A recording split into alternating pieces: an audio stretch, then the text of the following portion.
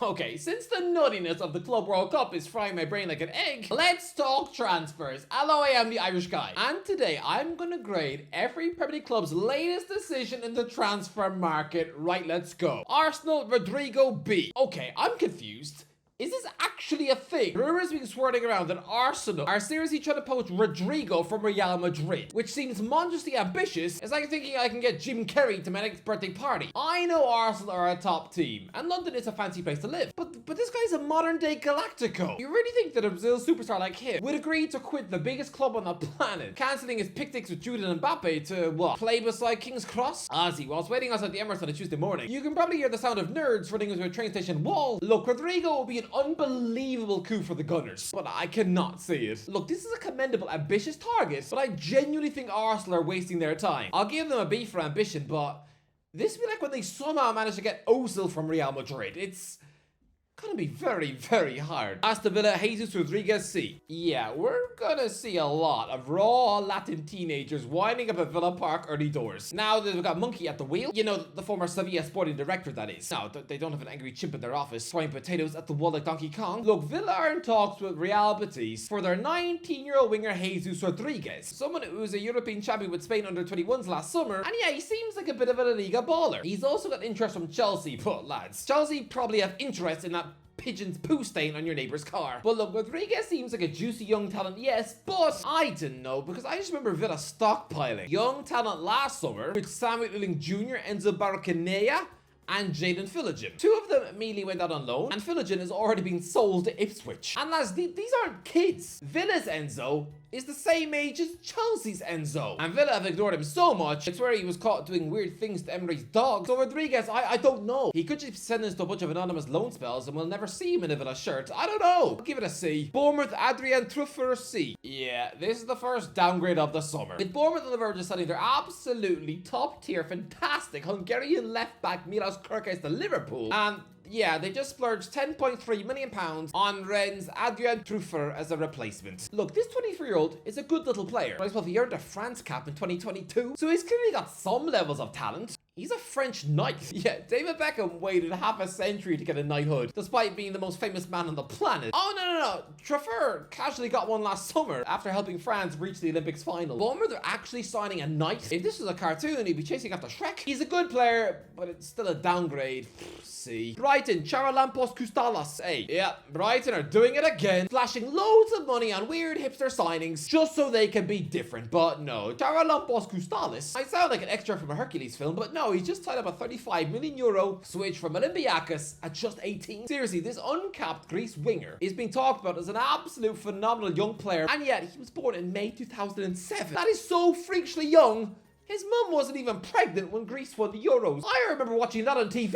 He was born 1 week after the Champions League final between AC Milan and Liverpool, and guess what? That match was played in Athens, the very same city he was born. So really, if you're into stars aligning and all that stuff, and you probably should be because that's what happened in Hercules, well, then this man is destined to one day play for AC Milan. Look, he's got mega hype. This guy could be the greatest Greek footballer for yonks. He could be their version of a football Hercules. So you know what? I'm gonna give Brighton an A for this. Even though on paper, yeah, this does sound more hipster than a vegan shampoo pie. Burnley, CJ Egan Riley F. Okay, this one isn't Burnley's fault, because they did offer their star defender CJ Egan Riley a new contract, but no, the 22-year-old said no and dipped to Marseille on a free. But look, yeah, him joining Marseille, and with Joe Bellingham going to Borussia Dortmund, just weeks after both guys gave emotional interviews on TV about how much promotion meant to them, I think players at promoted clubs are now even losing faith in their own team's ability to survive. This is the consequence of 2 seasons in a row where all 3 promoted teams went back down, because now players are jumping ship after promotion because they know they're going to be grilled like soggy beans on toast all year on Match of the Day. Now the best players get promoted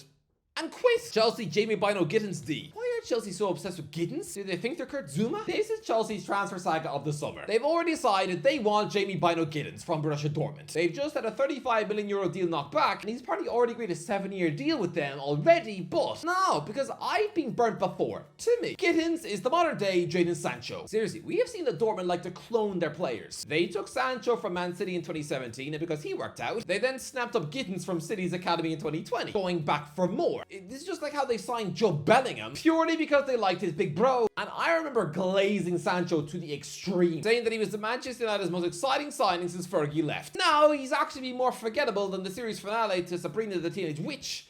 I can't remember what happened. Did she eat her cat? Chelsea have literally just refused to sign the original Gittins, kicking him back to Manchester United. So why all the fuss about the next Sancho? Price they already had this guy on their books when he was 7. It was sheer sloppiness that they let him sneak off to Bledding. Just how they let Michael Olise slip away after 7 years at Chelsea. I don't know, I think Gittins is another Sancho. Meh. Crystal Palace, Walter Benitez, A. Okay, I'll be honest, when I saw the headline flash up that Crystal Palace had signed Benitez, I nearly choked on my cornflakes because I, in my sleepy morning state, assumed they just appointed Rafa, which would have made less sense than Big Zeus scoring the winner at Soccer Fate. No. Palace has snapped up 32-year-old Argentina international goalkeeper Walter Benitez from Nice, and I'll be honest, I don't know what's in it for him. Because yes, he's obviously been bought from the bench, but he's not a bench-warming goalie. He's been undisputed first choice for PSV Eindhoven and Nice since 2017. Why is he now agreeing to rock up at Settlers Park and chill on the bench? Essentially burning his international career in a toaster? Seriously, Benitez, are you sure you're no longer going to be invited to chill with Messi 4 times a year? A really clever signing from Palace to get such a quality goalkeeper on a free transfer. Seriously, this is nutty business. How did you convince him to do this? Everton, Kyle Walker, A+. Yeah. Everton are trying to sign Kyle Walker. Clearly, this is a club who love old right backs. I mean, they just thrown away a nearly 40-year-old Ashley Young. They've still got a 36-year-old Seamus Coleman hanging on. And now they're trying to pinch a 35-year-old Walker. If I'm a 23-year-old Nathan Patterson, I'm seriously confused why the Toffees keep trying to surround me with old men. This club are so terrified to give this former Rangers wonderkid right back a go. That, yeah, they keep digging up top right backs of the past. Ozzy Patterson, get out now because, yeah, give it a few years and they'll probably be giving the number 2 shirt to Cafu. But no, seriously, if they actually manage to take Walker from Man City on a free, that's a phenomenal signing because, lads, he is the greatest right back in Premier League history. Yeah, I said it. He's won the thing 6 times. He's a treble winner who's just 4 games off his 100th England cap. This would be an incredible Everton coup. Fulham, nothing. Do Fulham even know the transfer window is open? Leeds, Yaka B.O.B. Yeah, the most recent thing Leeds United have done is spend £22 million on Udinese's 26-year-old centre-back Yaka B.O., who's got over 60 caps under his belt for Slovenia, and it was a no-nonsense, uncompromising 6'3" centre-back. Yeah, I think this is a quality little deal. I'll give it a B. Liverpool, Florian Wirtz, A+. On paper, Florian Wirtz is an unbelievable footballer, and for Liverpool to put their hands in their pockets for over £100 million to sneak this megastar out of Bayer Leverkusen, someone who realistically would not look at a place at Real Madrid. It's incredible business, and for anyone who thought that the Reds ownership were just cheapskates, then you seriously owe them an apology, because this is sensational business. My only worry would be that players who cost over £100 million rarely work out. Price of some of them can't even make their club squads for the Club World Cup. I wonder who?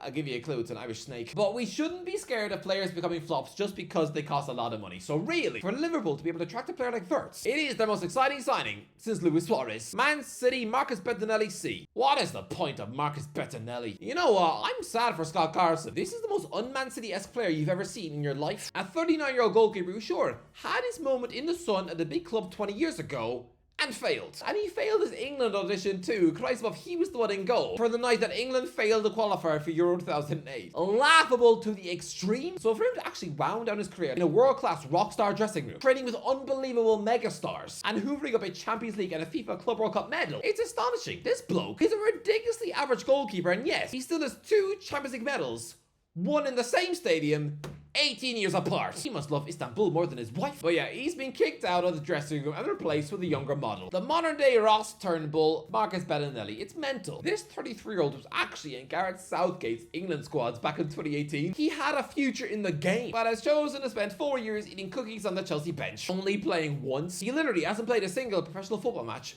since January 2022. Isn't that criminally sad? And now he's traded one cushy gig for another, locking up at the Etihad. I mean, for Man City, this one literally makes no difference because he will never play. Honestly, he'll probably get judged by his teammates and whether or not he's got more jokes than Scott Carson. Man United, Emiliano Martinez, B+.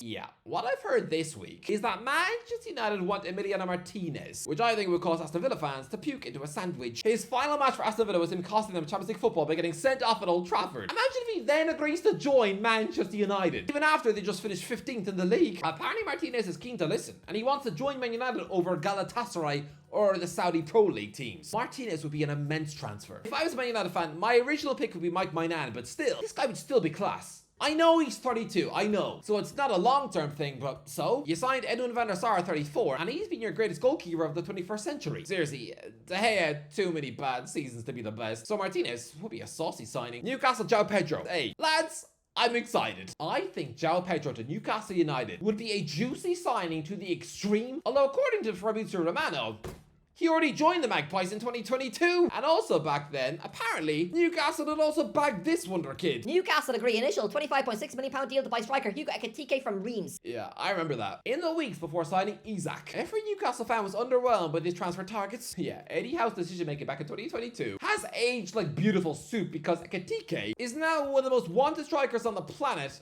and apparently worth £100 million.